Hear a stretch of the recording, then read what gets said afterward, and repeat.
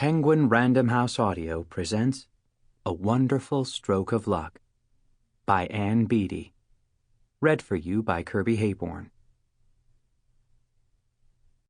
For Lincoln.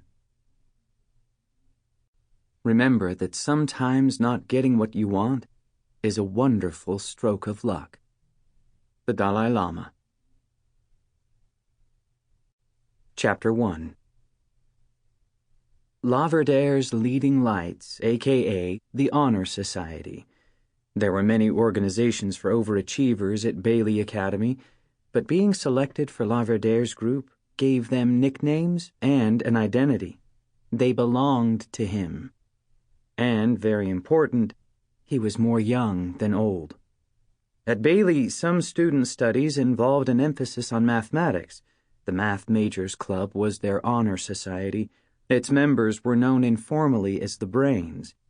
There was little gossip about Dr. Timothy Ha, who was in charge of that particular club. He looked right through you outside of class, always hurrying toward his flashy red sports car. Dr. Ha was a teetotaler. The Brains spread the word that LaVerdere gave the Honor Society students wine. He didn't. It was sparkling, non-alcoholic cider.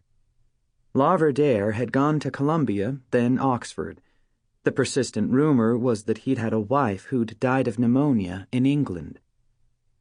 An hour or so before, Ben had gone with Jasper, sulking in the back seat, and Jasper's father, Mr. Cabot, to pick up Jasper's new drug prescription.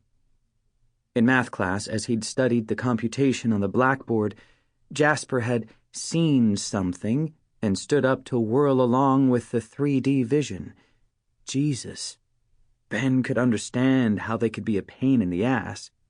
Dr. Ha was certainly not up to even the most exquisitely polite human interaction, let alone a student's going Sufi on him in class. When they'd returned, there'd been a very awkward moment when the man had second thoughts after dropping them off. He'd pulled on the handbrake, jumped out of the car, and blurted, "Jasper, I'm just so sorry, so really sorry that your mother and I couldn't work things out. If I'd known about the breast cancer, I'd never have left. It's your mother who won't have me back." Jasper had pushed the bag he was holding toward Ben as if it had suddenly become too heavy. Then he'd stepped forward and awkwardly embraced his father before turning and running onto the campus. Talk about being left holding the bag. "It's okay," Ben had said lamely to Jasper's father. "Good to see you, Mr. C. Okay, well, see you again then. Okay." The man had said nothing. He'd only pressed his palms to his eyes before jumping through the still-open car door into the driver's seat and racing away. His hat lay on the ground. Jesus, what had the man been thinking? Wearing a beret with a white shirt and sweatpants? Ben had picked it up and stuffed it into his pocket. At some opportune moment, though when could that possibly be, he'd return it. When Ben and Jasper walked into the Honor Society meeting, LaVerdere was already holding forth. "Talk's overrated. We see an example of this in our current president, George W. Bush, who cannot articulate a comprehensible thought, though politicians who preceded him, such as the estimable Gerald Ford, who pardoned President Richard M. Nixon, were notorious for actually falling on their asses." LaVerdere's hands shot into the air. Oh, the guy could be excruciating, as could anyone whose in-jokes were primarily with himself. Those fey gestures, the way his chin jutted out periodically.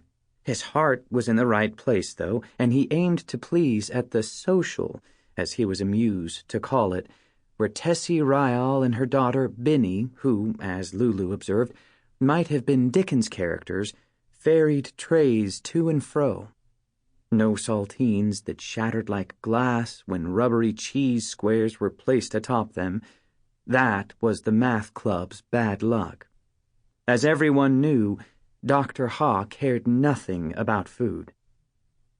Today there were also enormous purple seedless grapes, a nod, perhaps, to their recent discussion of Cesar Chavez. LaVerdere gestured. As Tessie and Benny exited the kitchen carrying trays, LaVerdere lowered his voice and suggested that the coffee they were about to be served was sure to be made from freshly roasted beans from an impeccably run Brazilian organic farm too obscure to have been found even by dengue-carrying mosquitoes. Considering that LaVerdere seemed to like to hang out with them, there were endless things they didn't know about him, and even the boldest hesitated to ask. Who were his friends? What did he do in the summer? No teacher had his or her age listed in the faculty directory, so there was no way to check that. Almost every teacher and staff member used an informal snapshot. Dr. Ha was the only one who'd used a formal photograph. Jasper had discovered that the photograph LaVerdere used was Spalding Gray's. It had crossed Ben's mind, the first day he'd met him, that LaVerdere might be gay, though nothing would easily explain him. Ben had never met anyone who seemed so energetic yet gave off no sexual vibe. It was Lulu, during one of their late-night talks, who'd been smart enough to add, except toward himself. They agreed, though. LaVerdere was straight. The only thing Ben had ever seen LaVerdere put the moves on was a box turtle he'd been intent on saving from a riding mower. A conversation had begun between Aqua and LaVerdere. The subject seemed to be whether things that were enigmatic held more fascination than things transparent. The question being, might we be impressed by having to figure something out, while sometimes failing to appreciate equally important ideas merely because they seemed so accessible? What would be an example? Ben asked LaVerdere. He didn't want to ask Aqua because she construed every question as a quiz and talked until she ran out of information. She'd grown up in D.C. Her father had been ambassador to Belgium. The year before, he'd given a talk at Bailey about the Walloons, which had been informative not so much because of the subject, but because it explained the way Aqua could focus your attention on her rather than her topic. Her real name was Aquina, which they knew to call her when her father visited. Whether willing but not rigorously trained civilians should be granted their wish to be launched into space, LaVerdere replied. It was absolutely impossible to outguess the guy. So would that be analogous to really bright kids who've screwed up being sent to a New England boarding school? Haley asked. Has that happened? Philip Collins asked, his voice drowning her out. He stopped plugging grapes into his mouth long enough to speak.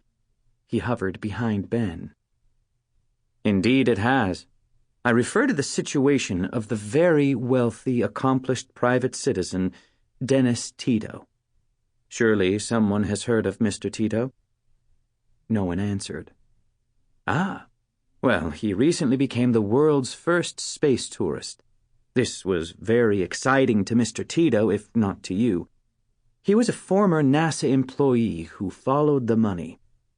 He left his job there and became an investment manager, I believe, but he wanted to orbit the Earth, not sit behind a desk. While he was no doubt qualified in his areas of expertise, Mr. Tito's wishes caused a howl of objection. A mere businessman in space? The U.S. wouldn't do it, and we might later discuss whether this was a brave and noble refusal on principle or yet another ill-considered bureaucratic decision. So he appealed to the Russians. Mr. Tito spent 7 days, 22 hours, and some minutes in space. He did this because it was his passion and perhaps with an eye toward how it could improve his business in the future. This was what others hinted at, though not Mr. Tito. Primarily, who but LaVerdere began any sentence with the word primarily? He was able to do this because he was rich. Here's my question. Do you think a lottery should have been held, or do you think the rich are entitled to special privileges? Remember that we live in a democracy, or an ostensible democracy. It's an interesting question, though Mr. Tito has orbited...